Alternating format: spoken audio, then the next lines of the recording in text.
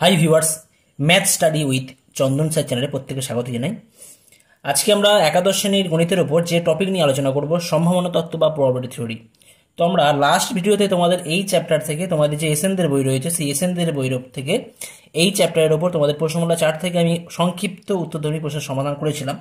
তো সেখানে আমি লাস্ট কোশ্চেন নাম্বার 6 পর্যন্ত সলভ করেছিলাম। তো আজকের ভিডিওতে আমরা সেখান থেকে কন্টিনিউ করছি, অর্থাৎ কোশ্চেন নাম্বার 7 থেকে কন্টিনিউ করা হচ্ছে। তো তোমরা যারা আমার আগের ভিডিওগুলো দেখোনি তারা কিন্তু অবশ্যই আমার ডেসক্রিপশন বক্সে লিঙ্ক দেওয়া রয়েছে, তোমরা সেখান থেকে দেখে নিতে পারো, কেমন? আর তোমাদের মধ্যে যারা আমার চ্যানেলে আজকে নতুন তারা কিন্তু অবশ্যই আমার চ্যানেল সাবস্ক্রাইব করে রাখতে পারো, যাতে করে পরবর্তী সময়ে তোমরা আরও নতুন নতুন ভিডিওর আপডেট তোমরা পেতে পারো, কেমন? আর আজকের ভিডিও তোমাদের পছন্দ হলো তোমরা কিন্তু অবশ্যই লাইক, শেয়ার এবং কমেন্ট করে জানাবে, কেমন? কারণ তোমরা লাইক না করলে আমরা নতুন নতুন ভিডিওর আপডেট কিন্তু দিতে পারবো না, কেমন? তো লাইক মাস্ট অবশ্যই কিন্তু করবে। ওকে, তো যাই হোক, শুরু করা যাক কোশ্চেন নাম্বার 7 থেকে। সংক্ষিপ্ত উত্তরধর্মী কোশ্চেন নাম্বার 7 কি দিয়ে আছে দেখো। TOWEL অর্থাৎ টাওয়েল শব্দের অক্ষরগুলির কোনো অক্ষর একাধিকবার ব্যবহার না করে যথেচ্ছভাবে বিন্যস্ত করা হলে ও এবং ই এর মধ্যে ঠিক দুটি অক্ষর আসার সম্ভাবনা কত নির্ণয় করতে হবে, কেমন? তো এখানে আমাদের যে সমসম্ভব পরীক্ষার কথা বলা আছে, সেখানে বলা আছে যে টাওয়েল TOWEL শব্দের অক্ষরগুলির কোনো অক্ষর একাধিকবার ব্যবহার না করে যথেচ্ছভাবে বিন্যস্ত করা হলে, ঠিক আছে, যথেচ্ছভাবে বিন্যস্ত করা হলে তো আমরা কি করব, এখানে নমুনা বিন্দু সংখ্যা কত হবে সেটা আমাদের কাউন্ট করতে হবে, প্রথম কথা। অর্থাৎ টাওয়েল শব্দের অক্ষরগুলির কোনো অক্ষর একাধিকবার ব্যবহার না করে যথেচ্ছভাবে বিন্যস্ত করা হলে, যদি বিন্যস্ত করা হলে বিন্যাস সংখ্যা, মোট বিন্যাস সংখ্যা কত হবে? মোট বিন্যাস সংখ্যা।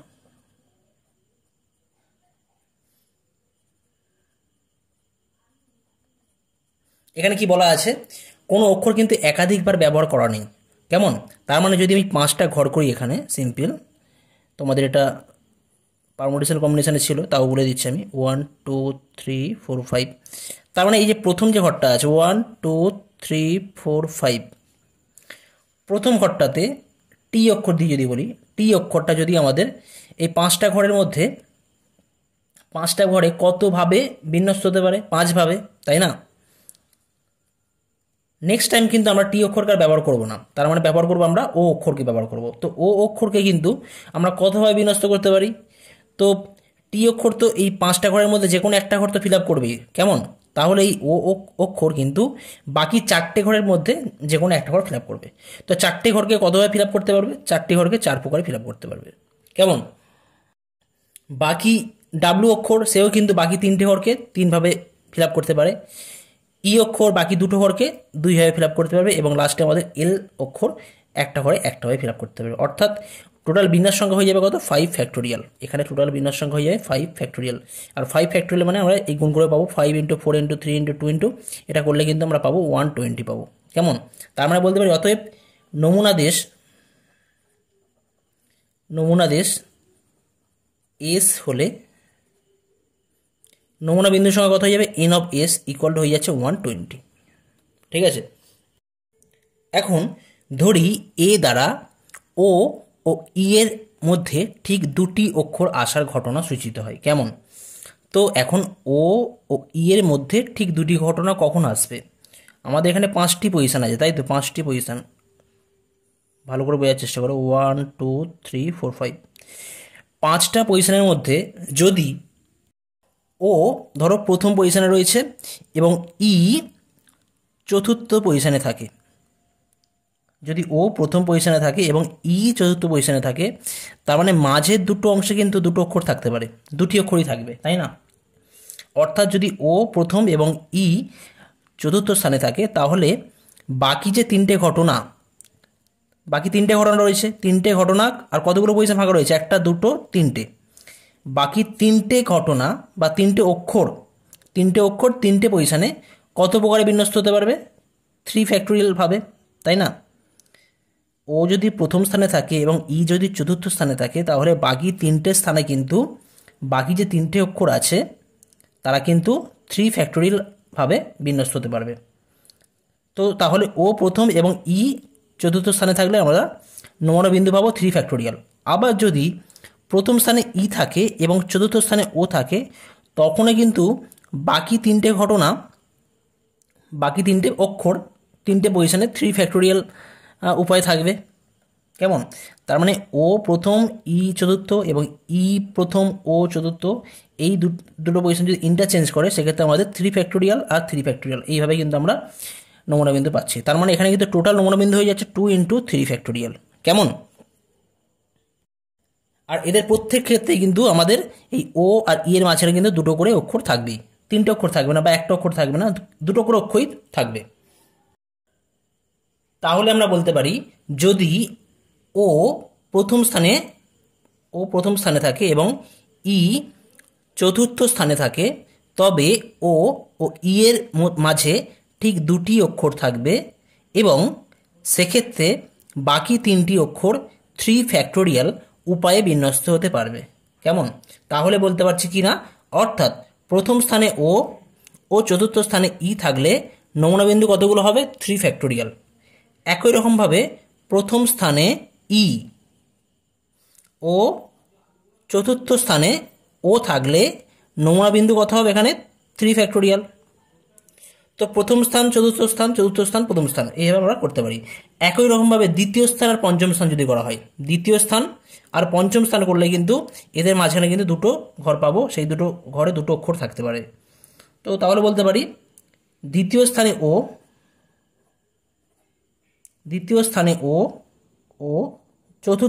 পঞ্চম স্থানে ই থাকলে নমুনা বিন্দুর সংখ্যা কত হবে? 3 ফ্যাক্টোরিয়াল। আবার যদি দ্বিতীয় স্থানে ই থাকে ও পঞ্চম স্থানে ও থাকে, তাহলে নমুনা বিন্দুর সংখ্যা কত হবে? 3 ফ্যাক্টোরিয়াল। সুতরাং এ ঘটনার অন্তর্ভুক্ত নমুনা বিন্দুর সংখ্যা কত হয়ে যাবে?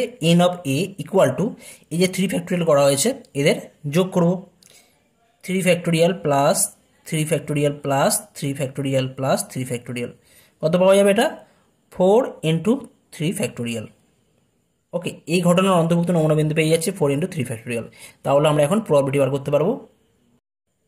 অতএব ও ই এর মধ্যে ঠিক দুটি অক্ষর আসার সম্ভাবনা কি বলতে পারি? Probability of A equal to n of A divide by n of S. আমাদের অ্যাকচুয়াল যে নমুনা দেশ এস ছিল, সেই এস নমুনা দেশের নমুনা বিন্দুর সংখ্যা আমরা জানি 5 ফ্যাক্টোরিয়াল ছিল। তো যাই হোক, এটা আমরা পাচ্ছি 4 × 3 ফ্যাক্টোরিয়াল, আর নিচে হয়ে যাচ্ছে 120। এটা ক্যালকুলেশন করলে পাবো 4 × 3 × 2 × 1, আর নিচে আমরা পাচ্ছি 120, তার মানে এটা 4 × 3 = 12, 10 2 দিয়ে গেলে 5, তাহলে 1/5। তাহলে এখানে আমাদের নির্ণয় সম্ভাবনা হয়ে যাচ্ছে 1/5। এটাই কিন্তু আমাদের অ্যাকচুয়াল অ্যান্সার। নেক্সট আসছি কোশ্চেন নাম্বার 8। কোশ্চেন নাম্বার 8 কি দেওয়া আছে দেখো, একটি থলিতে 6টি সাদা এবং 4টি কালো বল আছে। উদ্দেশ্যহীনভাবে অর্থাৎ র্যান্ডমলি থলি থেকে একযোগে 2টি বল তোলা হলো। একটি বল সাদা এবং অন্যটি কালো হওয়ার সম্ভাবনা এখানে আমাদের নির্ণয় করতে হবে। এখানে কি বলা আছে? থলিতে 6টি সাদা এবং 4টি কালো বল আছে। অতএব থলিতে মোট বল আছে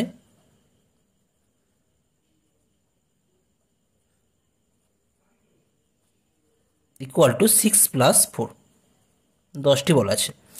এখন এই 10টি বল থেকে আমাদের উদ্দেশ্যহীনভাবে একযোগে 2টি বল তোলা হচ্ছে। সেক্ষেত্রে আমরা 10টি বল থেকে 2টি বল কত প্রকারে তুলতে পারি? অর্থাৎ থলি থেকে উদ্দেশ্যহীনভাবে একযোগে 2টি বল তোলা যায়। থলি থেকে বলতে গেলে এই 10টি বলের মধ্যে থেকে 2টি বল একযোগে কত প্রকার আমরা তুলতে পারবো, সেটা কিন্তু আমরা পারমুটেশন কম্বিনেশন, এখানে আমরা কম্বিনেশন বা সমবায় ইউজ করব। কেমন? তো সেই কম্বিনেশন ইউজ করলে এখানে কত হবে আমাদের? 10c2। আমরা 10টার মধ্যে থেকে 2টো বল কতভাবে তুলতে পারি? 10c2 প্রকারে। এখানে c ফর কম্বিনেশন, ঠিক আছে?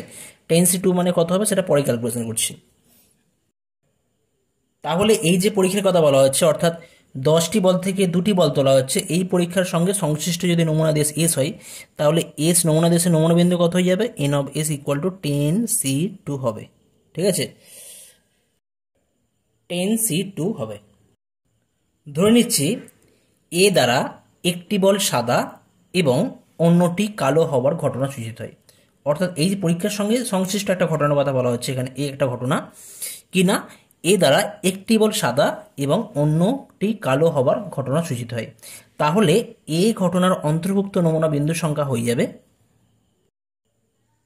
কি বললাম, এ ঘটনার অন্তর্ভুক্ত নমুনা বিন্দু সংখ্যা N of A equal two কি বলতে পারি, এখানে কি বলা আছে, একটি সাদা বল, মোট কতগুলো সাদা বল আছে? 6টা বল, তার মধ্যে একটা বল, 6টা সাদা বলের মধ্যে একটা সাদা বল কত প্রকারে আমরা তুলতে পারি? 6C1 ইন্টু কালো বল কটা? একটা বল তোর কথা বলা হয়েছে এখানে, কালো বল কটা আছে? 4টে আছে। তো 4টে কালো বলের মধ্যে একটা কালো বল আমরা কত প্রকারে তুলতে পারবো? 4C1 প্রকারে।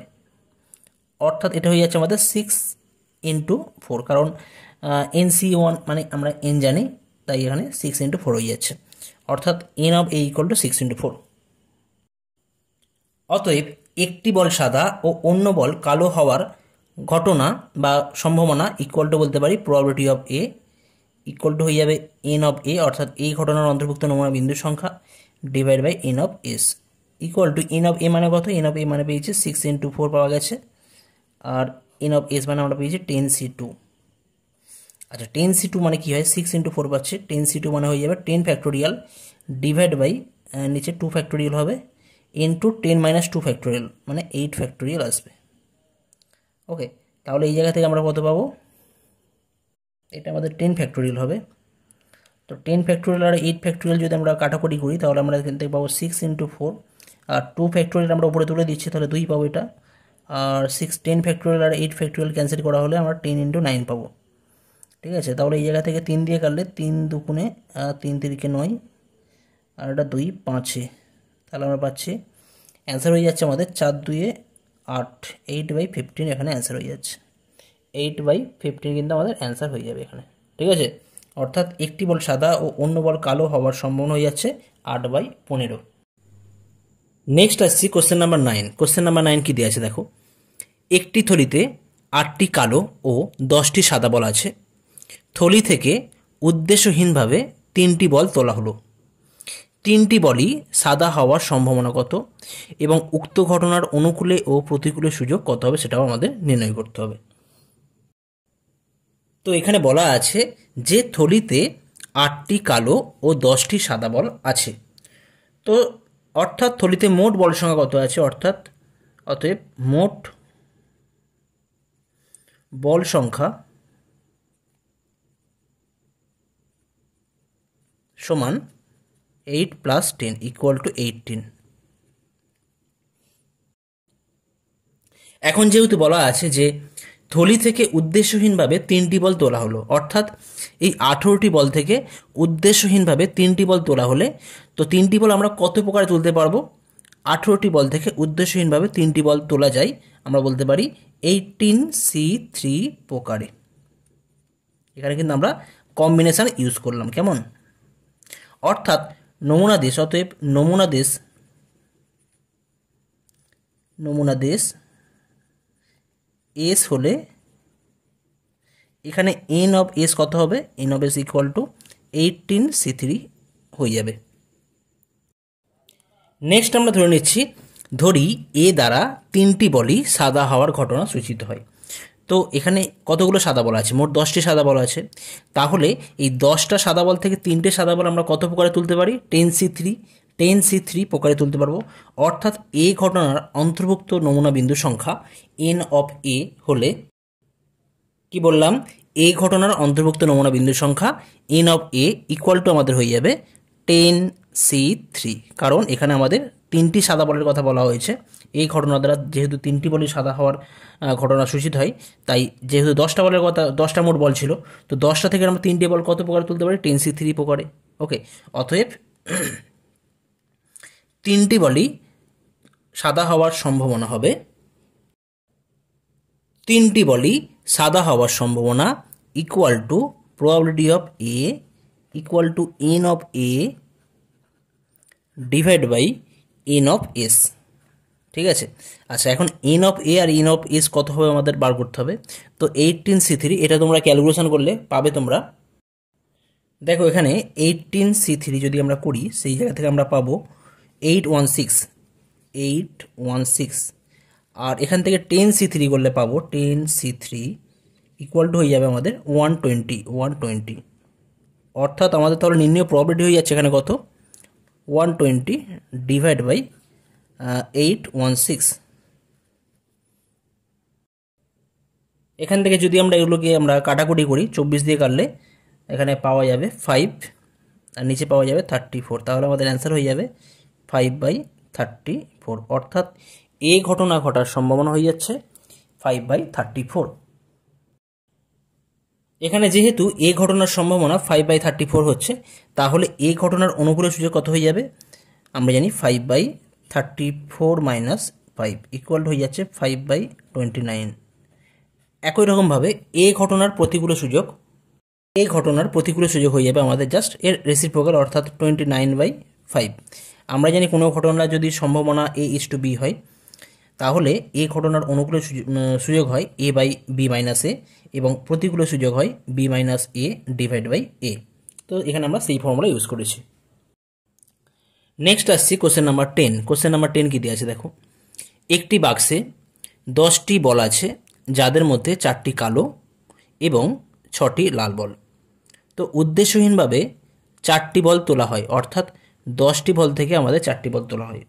তো 10টি বল থেকে 4টি বল আমরা কত প্রকারে তুলতে পারি, 10C4 প্রকারে। তো বলা হচ্ছে এখন ঠিক 2টি লাল বল তোলার সম্ভাবনা কত হবে, তো এখানে বলা রয়েছে যে উদ্দেশ্যহীনভাবে থলির মধ্যে থেকে, অর্থাৎ থলির মধ্যে যেহেতু 10টি বল ছিল, সেই 10টি বল থেকে 4টি বল তোলা যায় কত প্রকার আমরা জানি, 10টা বস্তু থেকে 4টি বস্তু আমরা কত প্রকারে তুলতে পারি। সেখানে যদি বা তাদের অর্ডার যদি মেনটেন্স না হয়, তো সেক্ষেত্রে আমরা কত বলতে পারি, 10C4 প্রকারে। কেমন, তাহলে অতএব নমুনা দেশ এস হলে নমুনা দেশে নমুনা বিন্দুর সংখ্যা হয়ে যাবে N of S equal to 10C4। নমুনা দেশে নমুনা বিন্দুর সংখ্যা হয়ে যাচ্ছে N of S equal to 10C4। Next আমরা ধরি এ দ্বারা ঠিক 2টি লাল বল তোলার ঘটনা সূচিত হয়। এখন যে থলির কথা বলা হয়েছে বা বাক্সের কথা বলা হয়েছে, সেই বাক্সে কিন্তু আমাদের 4টি কালো বল আছে এবং 6টি লাল বল রয়েছে। মোট আমাদের 4টে বস্তু তোলা হয়েছে, কেমন, 4টের মধ্যে বলছে এখানে 2টি কিন্তু লাল বল কম্পালসারি হবে। তার মানে এখানে বলতে পারি অতএব এই ঘটনার অন্তর্ভুক্ত নমুনা বিন্দুর সংখ্যা, কি বললাম, এই ঘটনার অন্তর্ভুক্ত নমুনা বিন্দুর সংখ্যা যদি N অফ A হয়, তাহলে N of A equal to কী হয়ে যাবে আমাদের। তো এখানে যেহেতু আমাদের ঠিক দুটো লাল বলের কথা বলা হয়েছে, তো এখানে আমাদের মোট লাল বল কত আছে, মোট লাল বল আছে আমাদের 6টি। তো 6টি থেকে দুটো লাল বল তোলার সম্ভাব্য প্রকার কত, 6C2। কেমন, আচ্ছা, ইনটু বাকি যে বস্তুগুলো আছে আমাদের, অর্থাৎ বাকি কিন্তু আরও দুটো বল তুলতে হবে, বাকি যে দুটো বল উঠবে তারা কিন্তু আমাদের এখানে কালো হবে, তাই না। বাকি যে দুটো বল আছে, মোট তো 4টে বল উঠছে, তার মধ্যে বলে দেওয়া আছে যে ঠিক 2টি বল আমাদের লাল হবে, আর তাহলে অলরেডি অটোমেটিক্যালি আমাদের বাকি দুটো বল কিন্তু আমাদের কালো হবে। তো মোট কালো বল কটা আছে, কালো বল 4টি আছে, তাহলে 4টে থেকে আমাদের কালো বল 2টো তোলা যায় 4C2 প্রকারে। ওকে, ইকুয়ালটা আমরা বলতে পারি কত, তো 6C2 করলে কত পাওয়া যায়, 6C2 ইকুয়াল টু হয় আমাদের 15 ইন্টু 4C2 আছে, 4C2 করলে আমরা পাবো 6, অর্থাৎ এটা 90 পাওয়া যাচ্ছে। আর এখানে ছিল 10C4 করলে কত পাওয়া যাবে, 10C4 হয়ে যাচ্ছে আমাদের 210। অতএব ঠিক 2টি লাল বল তোলার সম্ভাবনা ইকুয়াল টু কত বলা হবে, equal to probability of A equal to N of A divide by N of S। তো এখানে N অফ A আমরা কত পেয়েছি, N অফ A জাস্ট পেয়েছি আমরা একটু আগে 90 পেয়েছি, আর N of S equal to পাওয়া গেছে কত এখানে 210 210। তো এখান থেকে যদি আমরা 0 0 ক্যান্সেল করতে পারি, আর এই 3 3 9 আর 3 7 21, তাহলে 3/7 কিন্তু আমাদের সম্ভাবনা অ্যান্সার হয়ে যাচ্ছে। অর্থাৎ ঠিক দুটি লাল বল তোলার সম্ভাবনা হবে 3/7। নেক্সট আসছি কোশ্চেন নাম্বার 11। কোশ্চেন নাম্বার 11 কি দেওয়া আছে দেখো, একটি থলিতে 5টি কালো, 6টি লাল ও 4টি সাদা বল আছে। অর্থাৎ মোট কতগুলি বলা আছে, 4 6 10 5 15টি বলা আছে। থলি থেকে উদ্দেশ্যহীনভাবে 5টি বল তোলা হলো। তো 15টি বল থেকে আমাদের 5টি বল কত প্রকার আমরা তুলতে পারি, 15টি বল থেকে আমরা 5টি বল তুলতে পারি 15C5 প্রকারে। অর্থাৎ আমাদের নমুনা দেশ এস হলে এন অফ এস, অর্থাৎ নমুনা দেশের নমুনা বিন্দুর সংখ্যা N of S equal to হয়ে যাবে 15C5। ঠিক আছে, এটা তোমরা নিজেরা লিখবে। তোলা বল 5টির মধ্যে ঠিক 2টি কালো হওয়ার সম্ভাবনা কত। তো আমরা তোলা বল 5টির মধ্যে ঠিক 2টি কালো হওয়ার ঘটনা যদি আমরা এ দ্বারা নোটেশন ইউজ করে থাকি, তাহলে এই ঘটনার অন্তর্ভুক্ত নমুনা বিন্দুর সংখ্যা কত হয়ে যাবে। এখানে কি বলা আছে, 5টার মধ্যে 2টো কালো বল, তো 2টো কালো বল ফিক্সড। আচ্ছা, মোট কালো বল কতগুলো আছে, 5টা। তো 5টার মধ্যে থেকে আমরা 2টো কালো বল কত প্রকারে তুলতে পারি, 5C2 প্রকারে। 5টার মধ্যে থেকে কালো বল আমরা 5C2 প্রকারে তুলতে পারি। তো নেক্সট আমরা কিন্তু বাকি যে আরও 3টে বল তুলবো, এখানে মোট তো 5টা বল তোলার কথা বলা হয়েছে, তার মধ্যে 2টো বল তো আমরা অলরেডি এই 5টা কালো বলের থেকে আমরা পেয়ে যাচ্ছি। বাকি যে আরও 3টে বল আছে, সেই 3টে বল কিন্তু আমরা এই 6টি লাল বল আর 4টি সাদা বলের মধ্যে থেকে নেব। তো 6টি লাল বল আর 4টি সাদা বল মানে 10টা বল। তো 10টা বল থেকে আমরা 3টে বল কত প্রকার তুলতে পারি, 10C3 প্রকারে, 10C3। অর্থাৎ এই ঘটনার অন্তর্ভুক্ত নমুনা বিন্দুর সংখ্যা কত হয়ে যাবে, 5C2 × 10C3। আর আমাদের যে অ্যাকচুয়াল যে নমুনা দেশ এস, সেই নমুনা দেশের নমুনা বিন্দুর সংখ্যা কত, N of S equal two 15C5। ওকে, তার মানে এই ঘটনার সম্ভাবনা হয়ে যাবে 5C2 × 10C3 divide by 15C5। তো এইটা তোমরা, আমি জাস্ট বলে দিলাম, তোমরা নিজেরা গুছিয়ে লিখবে, লিখে অ্যান্সার রেডি করবে। কেমন, এটা তোমাদের আমি হোমওয়ার্ক দিলাম। নেক্সট আসা যাক কোশ্চেন নাম্বার 12। কোশ্চেন নাম্বার 12 কী দেওয়া আছে দেখো, 20 জন ব্যক্তির একটি দলে 5 জন স্নাতক আছে। 20 জন ব্যক্তির দলে 5 জন স্নাতক। যদি 20 জনের মধ্যে থেকে উদ্দেশ্যহীনভাবে 3 জন নির্বাচিত হয়, অর্থাৎ আমাদের যে পরীক্ষার কথা বলা হচ্ছে বা ইভেন্টের কথা বলা হচ্ছে, সেখানে কিন্তু 20 জনের মধ্যে থেকে আমাদের 3 জনকে আমরা সিলেক্ট করছি বা নির্বাচিত করছি। তবে 3 জনই স্নাতক হওয়ার সম্ভাবনা কত। Very simple problem. ঠিক আছে, তো দেখো আর একটা দেওয়া আছে, অন্তত পক্ষে একজন স্নাতক হওয়ার সম্ভাবনা কত, সেটাও আমাদের এখানে কোশ্চেন করা হয়েছে। তো এখানে আমাদের কোশ্চেনে দেওয়া রয়েছে যে 20 জন ব্যক্তির দলে, একটি দলে 5 জন স্নাতক। কেমন, আচ্ছা।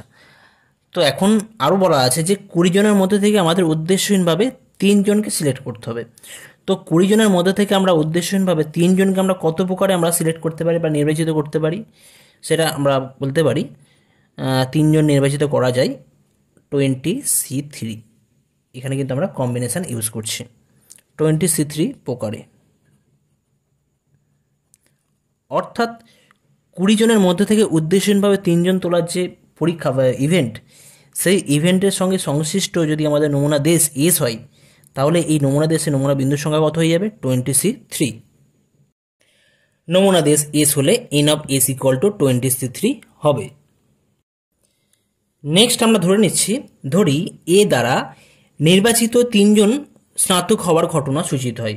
তো যদি এ দ্বারা 3 জন স্নাতক, নির্বাচিত 3 জন স্নাতক হওয়ার ঘটনা সূচিত হয়, তাহলে এই আমরা বলতে পারি এই ঘটনার অন্তর্ভুক্ত নমুনা বিন্দুর সংখ্যা N of A equal two কত হয়ে যাবে। এখানে যেহেতু বলা আছে যে এ দ্বারা আমাদের 3 জন স্নাতক হওয়ার ঘটনা বলা হয়েছিল, তো আর স্নাতক মোট কতজন আছে, মোট স্নাতক আছে 5 জন। তো 5 জনের মধ্যে থেকে 3 জনকে আমরা কত প্রকারে সিলেক্ট করতে পারি বা নির্বাচিত করতে পারি, সেটা হয়ে যাবে আমাদের 5C3 প্রকারে। অর্থাৎ এই ঘটনার অন্তর্ভুক্ত নমুনা বিন্দুর সংখ্যা হয়ে যাচ্ছে 5C3। এখন যদি আমরা এগুলো ক্যালকুলেশন করে রাখি, 20C3 মানে কত হবে, 20C3 ইকুয়াল টু হয়ে যাচ্ছে আমাদের 1140 ইকুয়াল টু 1140। আর 5C3 মানে কত হবে, 5C3 ইকুয়াল টু হয় 10। তাহলে আমরা বলতে পারি নির্বাচিত 3 জনই স্নাতক হওয়ার সম্ভাবনা কত হবে, ইকুয়াল টু আমরা বলতে পারি কত বলবো এখান থেকে, ইকুয়াল টু হয়ে যাবে আমাদের probability of A equal to N of A divide by N of S. N of A মানে কত ছিল আমাদের? এন অফ এ মানে ছিল 10 আর এন অফ এস মানে ছিল 1140। তার মানে এখান থেকে হয়ে যাচ্ছে আমাদের 1/114। নেক্সট আমরা ধরি বি দ্বারা নির্বাচিত ব্যক্তি স্নাতক না হওয়ার ঘটনা সূচিত হয়। আমাদের কোশ্চেনে বলা ছিল যে অন্ততপক্ষে একজন স্নাতক হওয়ার সম্ভাবনা চেয়েছিল আমাদের, ঠিক আছে? অন্ততপক্ষে মানে আমাদের একজনও স্নাতক হতে পারে, দুইজন হতে পারে। অন্ততপক্ষে একজন মানে কি? কমপক্ষে একজন। তার মানে কি স্নাতক আমাদের তিনজনের মধ্যে একজনও স্নাতক হতে পারে, দুজনও হতে পারে, তিনজন হতে পারে। মিনিংটা এইটা। তো সেটাই আমরা না করে আমরা কি করছি, তার পুরো ঘটনাটা আমরা নিয়ে কাজ করছি। অর্থাৎ বি দ্বারা নির্বাচিত ব্যক্তি স্নাতক না হওয়ার ঘটনা সূচিত হয়। তার মানে আমরা বলতে পারি প্রবাবিলিটি অফ বি কত হয়ে যাবে? Probability of B equal to হয়ে যাবে নিচে তো আমাদের হবে 20C3, কারণ নিচে আমাদের পাচ্ছি টোটাল আমাদের নমুনা বিন্দু 20C3 আছে। আর বাকি যে আছে আমাদের স্নাতক ছাড়া, স্নাতক ছিল 5 জন, তো স্নাতক ছাড়া কতজন আছে? তার মানে মোট 20 জনের মধ্যে থেকে 5 জন স্নাতক হয়ে গেলে বাকি পড়ে থাকছে 15 জন, অর্থাৎ 15 জন ব্যক্তি কিন্তু স্নাতক নয়। তার মানে ওই 15 জন থেকে আমাদের 3 জনকে সিলেক্ট করতে হবে এখানে কিন্তু, কারণ এখানে বি ঘটনা কি বলেছিল? নির্বাচিত ব্যক্তি স্নাতক না হওয়ার ঘটনা। তার মানে ওপরে থাকবে আমাদের 15C3, এটা পাবো, ঠিক আছে? অতএব যদি বলা হয় যে এখন তাহলে পুরো ঘটনা অর্থাৎ নির্বাচিত ব্যক্তির মধ্যে অন্ততপক্ষে আমাদের একজন স্নাতক হওয়ার সম্ভাবনা কত হয়ে যাবে? আমাদের যে অ্যাকচুয়াল যে অ্যান্সার রিকোয়ার্ড নির্ণয় যে আমাদের সম্ভাবনা চেয়েছে, আমাদের প্রবাবিলিটি অফ বি কমপ্লিমেন্ট এটা চেয়েছে। প্রবাবিলিটি অফ বি কমপ্লিমেন্ট এটা দ্বারা আমাদের কি নির্দেশিত হয়? নির্বাচিত ব্যক্তিদের মধ্যে কমপক্ষে একজন সদস্য বা একজন নির্বাচিত ব্যক্তি স্নাতক হওয়ার সম্ভাবনা equal to probability of B complement equal to হয়ে যাবে 1 মাইনাস প্রবাবিলিটি অফ বি, ঠিক আছে? তো এটা তোমরা নিজেরা ক্যালকুলেশন করবে, 15C3 ক্যালকুলেশন করবে, 20C3 এটাও তোমরা সিম্পলিফাই করবে করে অ্যান্সার তোমরা অ্যান্সার পাবে শেষে। তোমরা শেষে অ্যান্সার পেয়ে যাবে এখানে 137 ডিভাইড বাই 228। কেমন? তো এই পার্টটা তোমরা নিজেরা করবে, জাস্ট এই 15C3 ক্যালকুলেশন করবে, 20C3 ক্যালকুলেশন করবে, আর 1 মাইনাস করলেই কিন্তু এটা করলে তোমরা অ্যান্সার পেয়ে যাবে 228। 137/228 এটি আমাদের অ্যাকচুয়াল অ্যান্সার হয়ে যাবে। কেমন? তো আজকের ভিডিওতে আমি এই পর্যন্তই করলাম। পরবর্তী ভিডিওতে তোমাদের কোশ্চেন নাম্বার 13 থেকে আবার কন্টিনিউ করা হবে। তো তোমরা যারা আজকের ভিডিও শেষ পর্যন্ত দেখছো তারা কিন্তু অবশ্যই লাইক বাটন ক্লিক করে রাখবে। কেমন? কারণ তোমরা লাইক যদি না করো তাহলে কিন্তু আমি নতুন নতুন ভিডিও বানাতে আমি কোনো ইন্সপিরেশন পাবো না। তো তোমরা এই শুধুমাত্র লাইক বাটন ক্লিক করো, এটাই তোমাদের থেকে আমি জাস্ট একটা চাওয়া হিসেবে মনে করি। তো যাই হোক, আজকের ভিডিও আমি এই পর্যন্ত করলাম। পরবর্তীতে তোমাদের আবার কোশ্চেন নাম্বার 13 থেকে আবার শুরু করা হবে। ওকে, থ্যাংক ইউ সো মাচ।